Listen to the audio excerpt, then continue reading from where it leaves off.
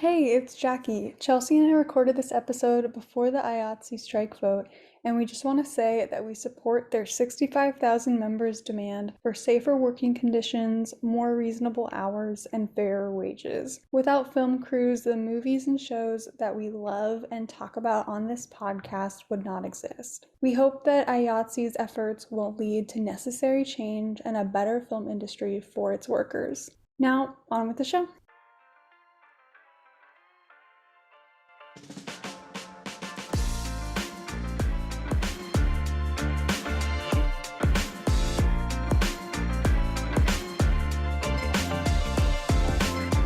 Hello and welcome to another episode of Film Spill, a movie night podcast with your host, Chelsea. And Jackie. Film Spill, if you don't already know, is a podcast that comes out every other Thursday. And we talk about a movie by a female filmmaker every episode. We also discuss women in the entertainment industry in general, and we play slumber party games, spill entertainment gossip, and get to know each other and our guests. But this week, it's just me and Chelsea. And today, we're going to be talking about The Matrix, directed by Lilly and Lana Wachowski.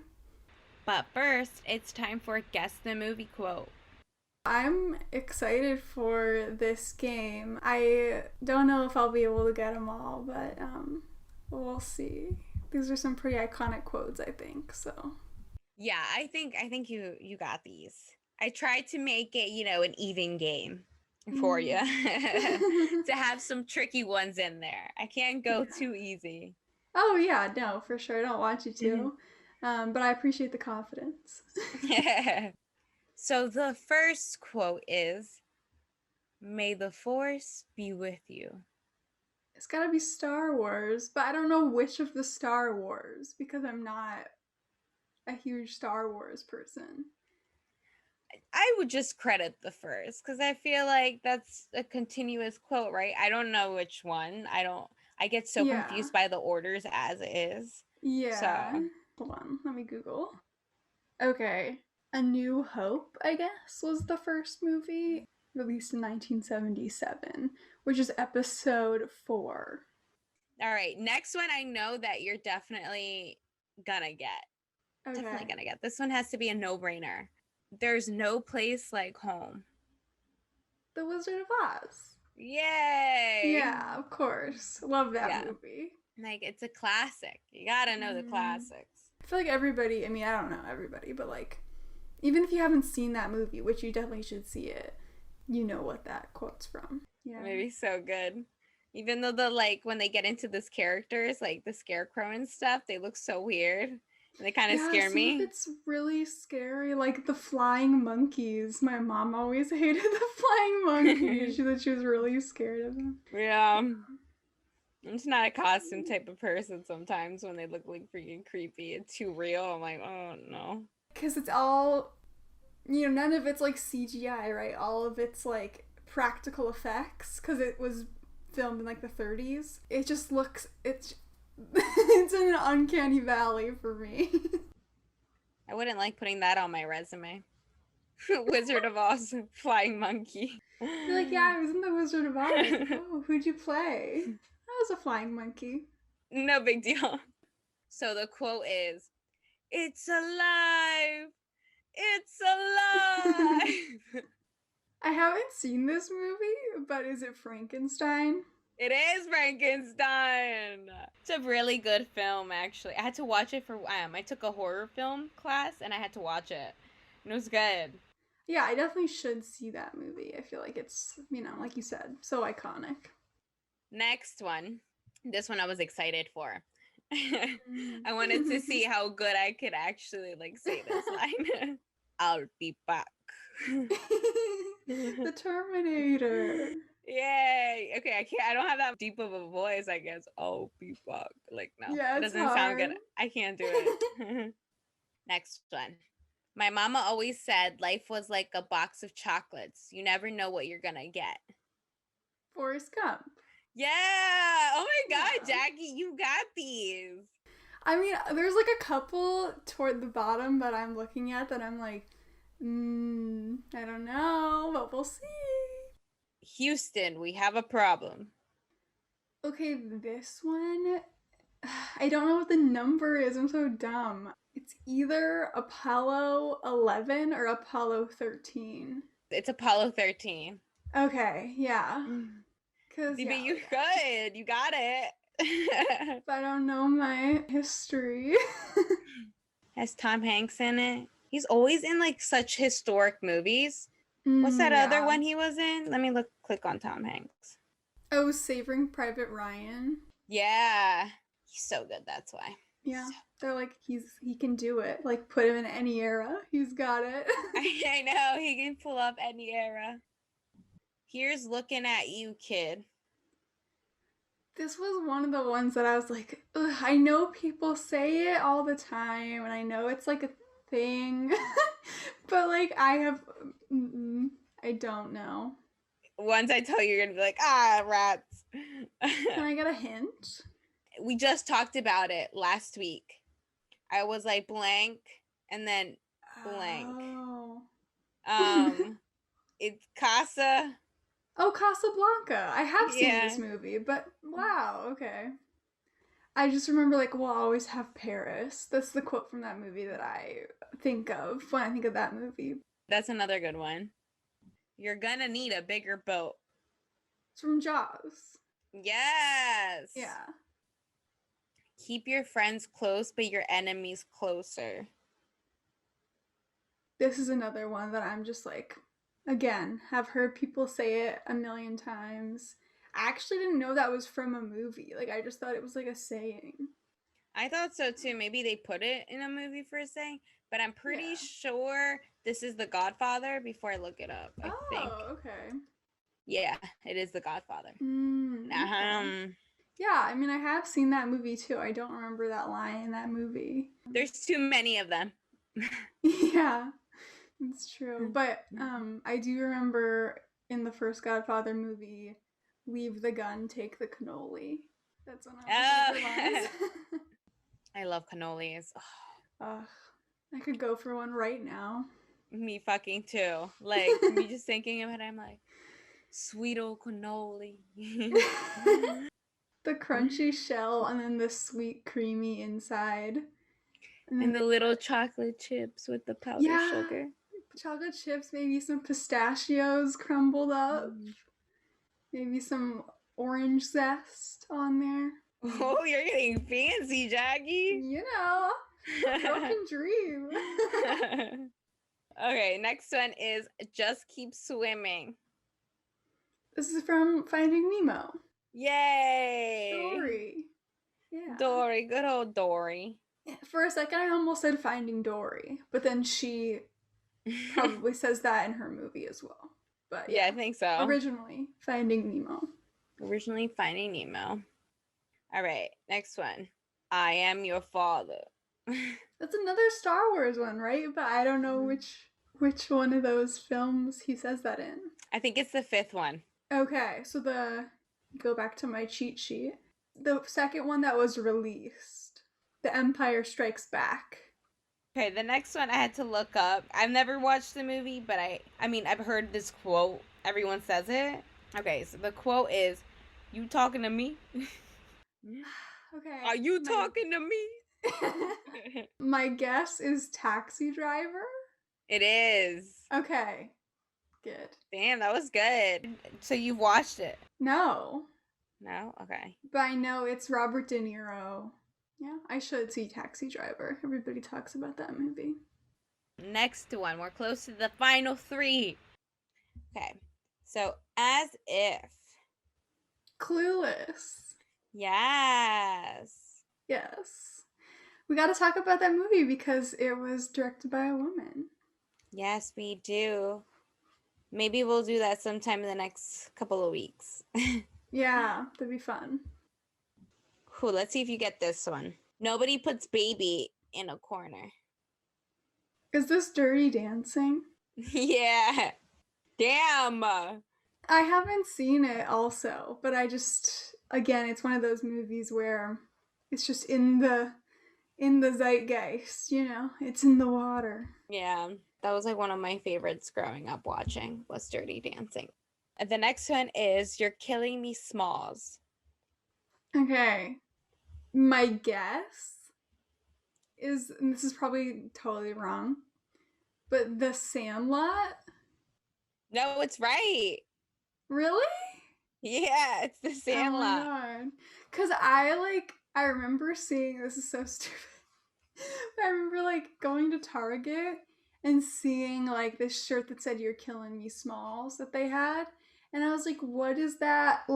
I've heard people say that before. What is that? Something I googled it, and I was like, "Okay, The Sandlot." I just put that in the back of my brain, but again, haven't seen the movie.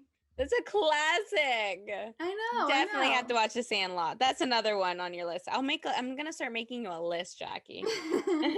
Stand by Me, The Yeah. Sandlot. Yeah. What else? Dirty Dancing. Oh yes, Dirty Dancing. All right. Well, that comes to the conclusion of guess the movie quote. I got two and a half wrong, right? Yeah. Out of 16. That's like an A. An A. yeah, I mean, I won't settle for anything less. So, as we mentioned before, we're going to be talking about The Matrix 1999. This film is available to watch on HBO Max with, of course, a subscription if you want to pay $14.99 a month, you know. Honestly, HBO Max is the shit, but it's also available on YouTube and Amazon Prime Yes, to rent. to rent. So, everything costs fucking money nowadays, so I know. can't get anything for free. Although maybe, you know what? If you went to your library, they would probably have The Matrix on DVD. I would guess. So, if Yeah, you want to do that. check your local libraries. This conversation will contain spoilers of the film. So if you want to pause the podcast and go watch The Matrix before you listen to this part of the segment, feel free to do so. Do you want to get into the initial thoughts of Matrix and how you felt about it? I know you said you've watched it before. No, I haven't seen it before. Oh, okay. So this was both our first times. Yeah, yeah, we're both Matrix virgins. Or we were. Um, but yeah, I really liked it. I'd never seen it before. I just it's one of those movies some of the movies we talked about in those quotes, where it's like a cultural touchstone. Like people reference it all the time. It's referenced, it's influenced other films, and also in conversation, people just bring it up. I feel like that whole dodging the bullets thing has we've seen that a million times now because of The Matrix. And I just felt like we had to watch it and talk about it because it's just a really iconic and fun action movie. And I'm glad that I've seen it now. Yeah, it was. It was a lot better than I anticipated it to be. Not that I didn't anticipate it to be good. It's just I credit it for so much that it has done, and why it is such a great movie and what they were able to do with special effect wise. And I learned that the directors, Lily and Lana, I don't know if both of them or one or the other, sacrificed their pay to pay the special effects people more for the movie to come out better. Oh, wow. That's something you don't hear every day. No, not at all. They really believed in it. Yeah. No, they did. So, and you can tell there's so much attention to detail in this film. It was amazing how much effort was put into it and how everything just flowed well together. Yeah, I think one of the, I mean, along with all the special effects and action and stuff, one of the Matrix best attributes is the world building. The idea that, we're in a simulation now is so cliche. But I feel like this movie not invented it, but it definitely popularized it and made it something that was at the back of our minds all the time. Back of our minds. Ooh, like those little things that are plugging them Yeah. in. Do you want to go into the synopsis of the movie? Yeah, sure. Neo, Keanu Reeves, believes that Morpheus, Lawrence Fishburne, An elusive figure considered to be the most dangerous man alive can answer his question: what is the Matrix? Neo is contacted by Trinity, Carrie-Anne Moss, a beautiful stranger who leads him into an underworld where he meets Morpheus. They fight a brutal battle for their lives against a cadre of viciously intelligent secret agents. It is a truth that could cost Neo something more precious than his life. And that's from Rotten Tomatoes. But yeah, we can talk some about the directors and writers of the film, Lana and Lilly Wachowski. Lana and Lilly are sisters. Lana is a couple years older than Lilly.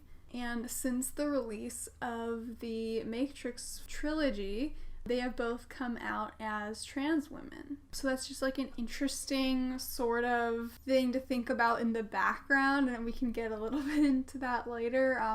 There has been some talk about the Matrix sort of serving as an allegory for being trans or transitioning. The Wachowski sisters wrote and directed The Matrix together, and they have worked as a writing and directing team throughout their careers. They are known for the Matrix trilogy, of course, Bound, V for Vendetta, Speed Racer 2008 live action adaptation of the anime series, Cloud Atlas, Jupiter Ascending, and the Netflix series Sense8, which is actually a really good series. I haven't finished the first season, but I'm working on it. I haven't seen it yet, but I've heard good things about it. I'd like to watch it. I know a lot of like queer people are very excited about Sense8 because I assume there's a lot of queer characters. Yes, because the Wachowski sisters representing. Since the series finale of Sense8, the Wachowskis have been working on separate projects. Lily is writing and executive producing the series Works in Progress on Showtime.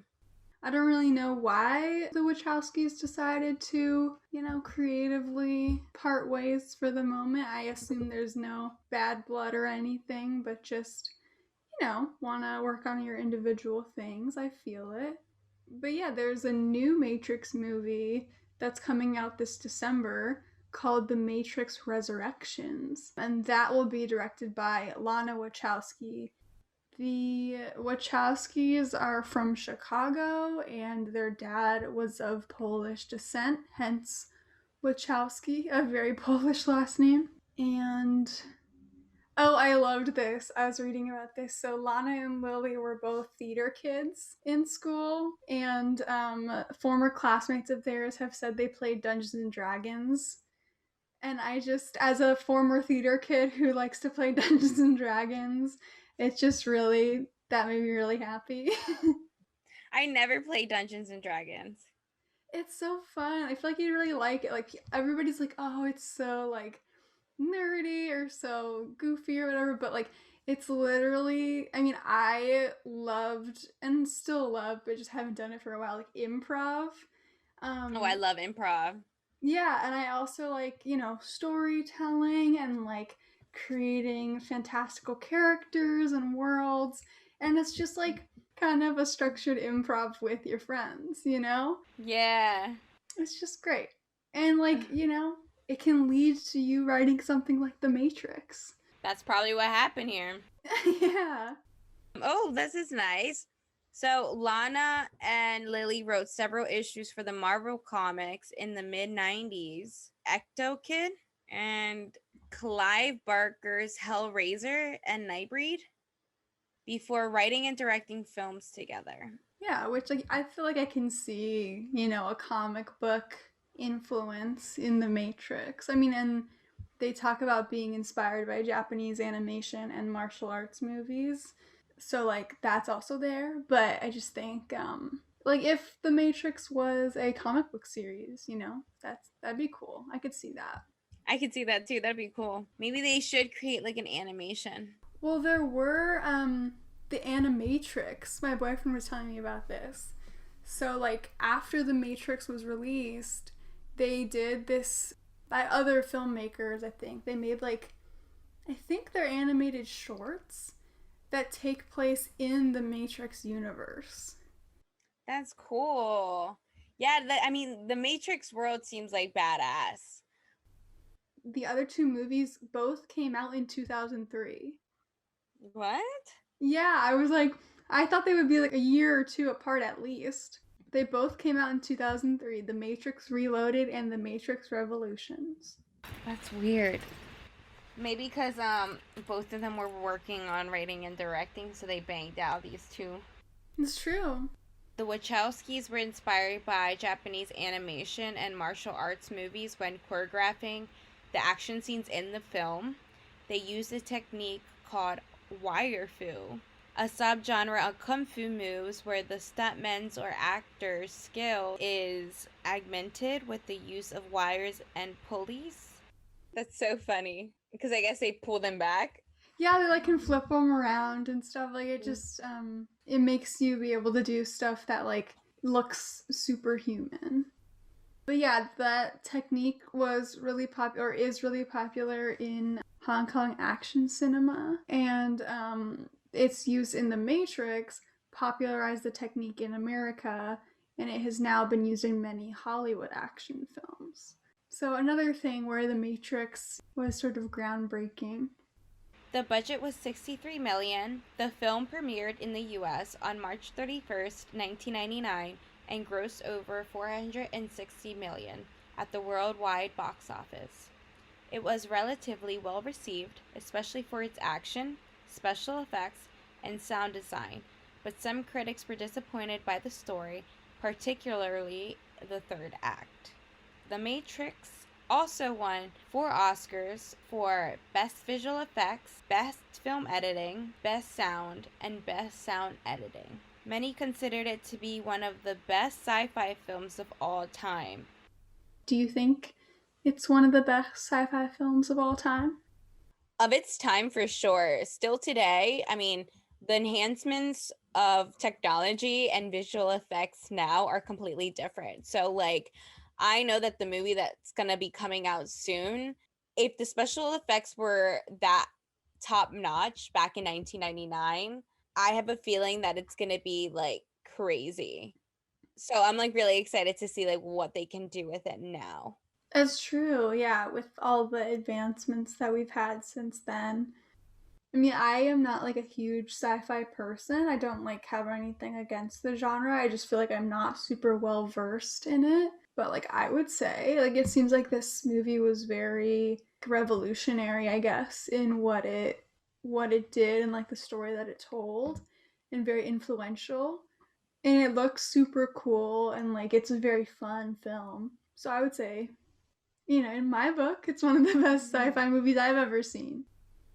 So already in the beginning of the film, we see this action scene with the agents in Trinity, with her getting hunted down, and it was just so action packed with her being such a badass. And that was a great way to start off the film because it was going to be very action packed. There was going to be a lot of excitement.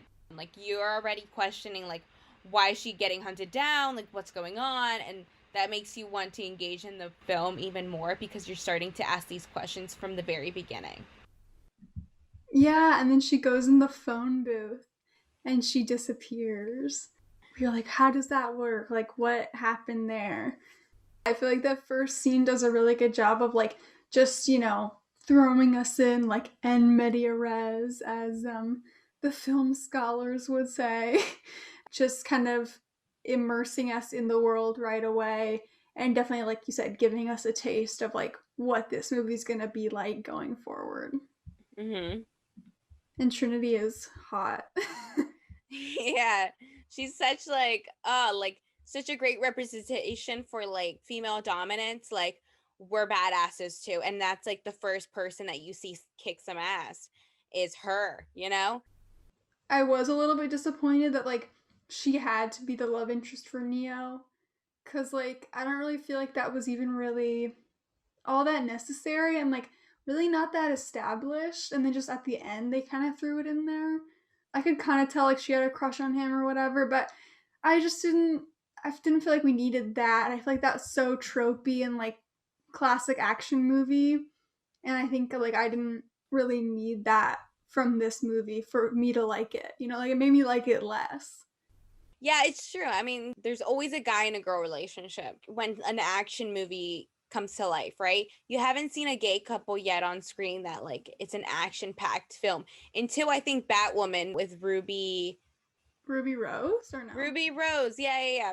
So, something I learned while researching, which like literally just reading the Wikipedia page, the film sort of popularized this thing called bullet time. It's like a visual effect. And here's how they describe it because I don't know if I could like describe it myself. So, it's a visual effect in which the heightened perception of certain characters is represented by allowing the action within a shot to progress in slow motion, while the camera appears to move through the scene at normal speed, allowing the sped up movements of certain characters to be perceived normally. So like that's just a mind fuck, but you know, another visual effect thing along with wire fu that this movie popularized in the US. There were some really iconic shots that I feel like even having not seen the film before, I had seen just in popular culture, like in memes and stuff, like Neo dodging the bullets, Neo's reflection in Morpheus's glasses at the beginning when he's like deciding to take the red pill. And that's what I was talking to you about, how everything I'm was like, so that's what I was planned. wondering. How did they do that I shot? didn't know what to expect next. Like it was just orchestrated perfectly. There had to have been a storyboard drawn out to give some sort of image as to what you're going to be seeing. So it was just interesting because now I'm like curious as to like how they shot each scene. There's like a lot of mirror imagery in this film. I think it's also in that scene where he's trying to figure out which pill he wants to take or whatever. There's a mirror in the room that's shattered and then it fixes itself. And I don't remember. There's other mirrors as well. But like I guess, you know, the whole like it's a simulation and it's a mirror reality. Oh, that's cool. Yeah, I didn't even think about it like that, but that makes sense. But something that I noticed too is that in scenes that take place in the Matrix, and I think this was done like maybe to help the audience somewhat so they wouldn't get confused, but like the lighting when they're in the Matrix is very green, kind of like the Matrix's code, you know, that like neon green color. And then scenes in the real world have a much like colder blue light.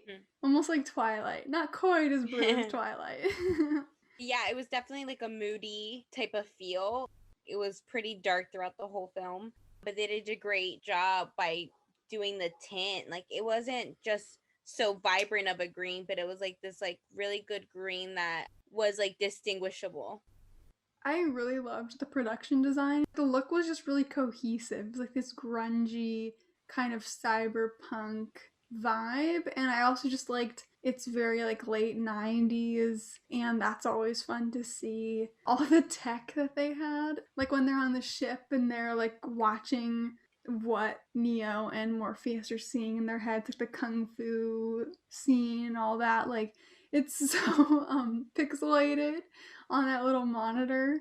I just always love visions of the future from the past, if that makes any sense. Like, you know, in the 60s, the kind of aesthetic that's kind of like the Jetsons. It's like retro futuristic. I always love just seeing how different time periods envision the future.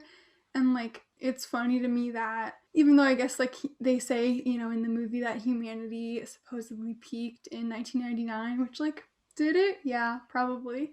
Um, but the idea that still technology, especially for people outside the Matrix, hasn't advanced any further in 100 years is just funny. But like they also couldn't envision because like, you can't envision what future technology is going to look like if you haven't seen it, you know? Hey, it could be anything. We just get so caught up on what's that new invention out there and what can it do for us. Like there's so much out there that I have yet to hear about. But I feel like, I don't know, do you really need a touch screen on everything? These are the questions for the 21st century. I know. Hey, maybe at this point they want to do everything like touchscreen, like face operated, like because they want to know us. They want to know who we are. AI, they're coming. They want to harvest our energy. Very true. It's the Matrix. It's trying to tell us something. It's probably been trying to tell us something. Oh, yeah. I think that because this movie came out in 1999, especially, I think in some ways it represents a fear that people had of like the technological advancements that would come along with the turn of the millennium. So like, there was a lot of fear about Y2K and like how that was gonna destroy everything because all like the computers weren't gonna recognize they weren't gonna switch to the right year. They were gonna think it was 1900, not 2000, and like that didn't happen. But I think there was a fear of like reliance on technology and like a fear that technology is out of our control, or that like we've created something that has the power to like outsmart and dominate us. So I think like that is captured in this film as well. Plot wise, what the movie does best is like getting us to see this crazy world that the Wachowskis have dreamt up through Neo's eyes. I'm perfectly fine with, if there's great world building, like most of the film just being them explaining to us what it is. And then I sort of noticed that Neo's journey follows the hero's journey story structure pretty closely. They always do a love story, like love conquers all. Love is what solves the problem. Right, like I guess, in screenwriting terms or whatever, Trinity is kind of like, although I don't know, would it be Trinity or would it be Morpheus? That's Neo's Stakes character. That's an interesting little thought exercise for any of you screenwriters listening.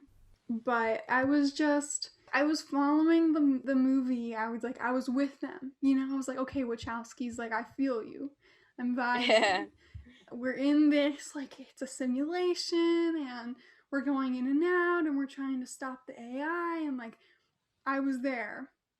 But then the ending, like, Neo dying but then being resurrected through Trinity's love, like I just didn't, it just felt like a little bit of a cop out or like a Deus Ex Machina, where like I didn't really feel like it was super earned.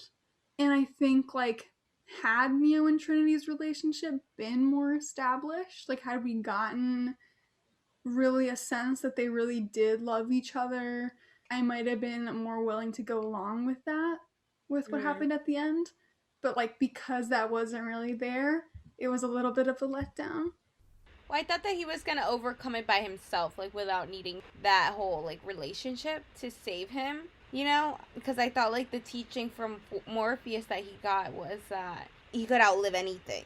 Like it didn't matter what came his way, he would break the logic that he was actually being attacked. In reality, he had to create the idea that everything that was being thrown at him wasn't going to actually kill him. Like there is no spoon, right? Yeah. But yeah, like I wanted the ending to follow the internal logic of the movie and of the world because like it had up until this point. Maybe they're hopeless romantics. Maybe the Wachowski sisters are like, no, we need to have some romance in there. But then like give me love before. You know what I mean? Give me, if even if they don't say they're in love, like give me a relationship between Neo and Trinity that I really am invested in. I know that part was a little cheesy though. Yeah. I mean, whatever. Like, it's fine. That's like my only issue with the plot, I would say. Like, my biggest note to the Wachowskis, as if. I know. So, did any dialogue stand out to you? I think the only stuff that really stood out to me were some of Morpheus's lines, where, like, if you saw this movie when you were 13, your mind would be blown. But to me, he just sounded like a philosophy professor. Like, what is real? How do you define real? Or, like, I can only show you the door. You're the one that has to walk through it. Like that kind of shit. It's just edgy philosophical questions. Yeah, no, that's what I liked about it, of how he like delivered it, because I mean, it did make you feel like, okay, like yeah, they're giving me some like teachings or something like that. Like that's kind of how I felt. Like I was getting like a Buddhist teaching.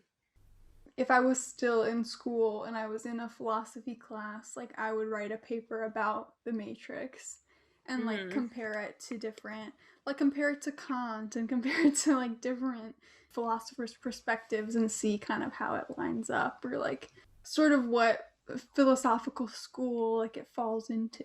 So if you guys are in school, feel free to take that idea and give me credit for your A. So I know. Do you want to go into talking about any themes that stood out to you? yeah, I mean, I think, like we were saying, like there's a lot of philosophical themes in this, like whether free will exists or whether fate exists, rejecting groupthink and like being an individual. What did you think of the philosophical themes? I was always wondering, because they wrote this, do they themselves have any philosophical beliefs? Like, do they have these conversations with each other? And that's why they incorporated in the script, because like faith, they're being chance and people not believing in that everything happens for a reason. And I never had that conversation with someone that was opposed to that belief that everything happens for a reason, because I mean everyone says it all the time, right? I'm like, but don't you think that like we all have like our purpose? And I guess some people don't think that like we all have a purpose, that we're just here to be here. But I've always felt like there is a purpose, that everything does happen for a reason, and that it is mind over matter, and that your mind has more power than you give it credit for. Yeah, that's probably true. I mean, I am pretty agnostic, so like I don't really think that we can necessarily know like if there is some higher power or some higher purpose. I think if people like if it helps them to think that and they're like not hurting anyone because of that, then like go for it. But I personally like can't really say with any confidence that we're here for any particular reason or that anything happens for any particular reason. And I think like there is some power in that. Like just make the most of what you have. Or like maybe there is no underlying reason. So like you create your reason, you know? Mm-hmm. Anyway, yeah, I think the movie like it just poses a lot of questions and it doesn't give a lot of like concrete answers in terms of is there such a thing as fate, because the oracle, she tells Neo that he isn't the chosen one, but then it turns out that he probably is, or it's like, but is he, or is it just he needs to be so he is? You know what I mean? Yeah. There was a thing that the oracle said with the flower, the vase of flowers, because he comes in and she says, "Oh, don't worry about the vase," and then he's like, "What?" And then he knocks over the vase, and then she's like, "But you know what's really gonna like freak your bean or whatever is, would you have done that had I not said anything about it?" Like Mm-hmm. I don't really think the movie comes down really hard in any kind of philosophical message necessarily. It just poses a lot of questions, which I kind of appreciate because like I don't know if it would be as interesting if it had like a solid message. Yeah. It's different. I was seeing here in the 2020 interview with Lily Wachowski that the director said that neither she nor Lana were even really out to themselves at the time that they created the Matrix, and it was truly a trans metaphor, because she had mentioned Switch, which I learned that was supposed to be a man in the real world and then a woman in the Matrix, and that ended up not Mm-hmm. being the case. I think Switch was just a man and didn't actually transform into a Mm. woman in the Matrix, right? I don't know. Switch was very androgynous. I think like, I didn't really put any kind of, I didn't really think about Switch that much because they're kind of a minor character, but like I don't really remember like gendering Switch in my mind. Like I think I was just kind of like a person. Um Yeah. but like that also is kind of like revolutionary in itself, to be like this character doesn't have a particular gender that like you can super identify. Yeah. And that was Yeah. like the first time in like the 1990s that that was really being seen, because I feel like everyone's put into these genders, into these gender roles, especially movies back in the day. Yeah, for the late 90s, that's like pretty crazy to have a movie that, I mean, it doesn't sound like maybe necessarily that was like the Wachowski's intention. Like we're gonna write a movie about what it is to be trans because they themselves didn't even necessarily identify that way yet. But like that was definitely sort of a, I think, a subconscious like allegory that came up, because sometimes you'll write something and you won't realize like why you're writing it, or what the significance is, and then maybe years later you look back on it and you're like, oh, I was working through some shit. Yeah. But yeah, like I just thought, thinking about Neo's experience as an allegory for like someone realizing they're trans, or at least like they don't fit society's expectations for like their gender, and like the Matrix as like a metaphor for the gender binary, or like people adhering to certain identities and roles that like have been established for them. Mm-hmm. And like Neo and Morpheus and Trinity have sort of woken up and realized like this is bullshit and it's not real, Mm-hmm. and we can break free of it, which is really powerful because that's what I think a lot of people are realizing now. And like it's all just a construct, right? And so if it's a construct, it can be deconstructed. Mm-hmm. That you're not always in something. You can always get yourself out of something. Yeah, like you don't have to, just because like you were assigned female or assigned male at birth, like that doesn't have to be your identity. Like that's not what you're beholden to or whatever for the rest of your life. Like if that's not what you feel is correct, cuz like you are you and you get to say who you are. You get to be whoever you want to be. Exactly. Barbie girl. Yeah. Lily said that even before she had confirmed that it was a trans allegory, trans people would come up to her and thank her for making the movie and say like it meant a lot to them and like this movie saved their life. And Lily said that was really touching for her, and like that she was really grateful that she could help them along with their journey and like realizing who they are and embracing it. Yeah, and a lot of directors and writers don't realize how much their movies help other people in the beginning, because I mean they haven't received any of the feedback yet. So once they start receiving the feedback, they're like, "Wow, like who would have known? Like who would have known that this movie could be so impactful?" Yeah, that's true. To write something and not even realize exactly what you mean by it, and have the audience like get something really meaningful out of it, and then to turn around and look back on it and be like, oh yeah, that actually, That makes like, sense. yeah, like that actually is reflective of my life too. Like that's just crazy. No, it is really powerful, and especially that, they've been able to come out to really be who they want to be and be true to themselves. They seem like they're excelling and they're being spokespeople. I would love to like get to know more about, what they have to say. I didn't get to watch any interviews with them. I usually like doing that, but I didn't get a chance to this time to see what they had to say about the film. So I'll dive in deeper later on. Yeah, and maybe we can talk about V for Vendetta or something. Yeah, I'm with it. I think that about does it for our conversation on The Matrix and for our episode. Thank you all for listening. This has been Film Spill, a movie night podcast. You can follow us on Instagram, TikTok, and Pinterest. All are at Film Spill Pod. Tell a friend about the podcast if you liked it, and leave a review for us on Apple Podcasts because that will help other people find Film Spill too.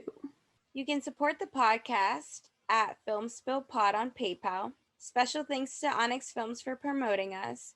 You can check out other Onyx projects at onyx-films.com. The editing and cover art are done by Jackie. And until next time, don't cry over a spill film.